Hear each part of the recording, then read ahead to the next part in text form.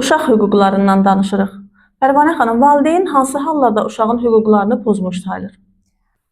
Valideyn uşağın tərbiyəsində iştirak etmirsə, təhsil almasına daha doğrusu maneələr törədirsə və uşağın sağlamlığına zərər verəcək hər hansı bir işlərə yol verirsə, məsuliyyət daşıyır.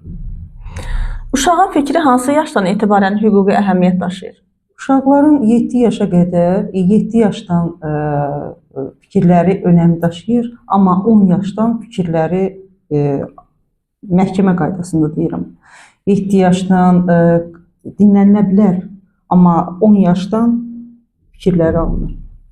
Məsələn, məhkəmə prosesində uşaq atada mı qalacaq, anada mı qalacaq? Bu hansı yaşdan etibarən uşağın fikri əsas götürülür? 7 yaşda dinlənilə bilər, amma 10 yaşda önəm daşıyır. Özü qərar verir.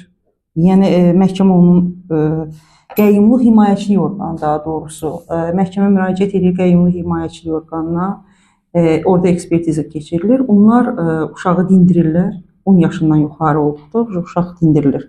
Amma 10 yaşına qədər uşağın dindirilə bilər, amma önəm 10 yaşından yuxarı. Aydındır. Uşağın hüquqları pozularsa, hara müraciət edə bilərik? İcra hakimiyyəti, məsələn, bağçada, məktəbdə, müvafiq icra hakimiyyətinin tərkibində olan qəyyumluq himayəçilik orqanına, bununla bağlı, uşaq hüquqlarla bağlı müraciət edilir. Çox sağ olun, Pərvanə xanım, təşəkkür edirik.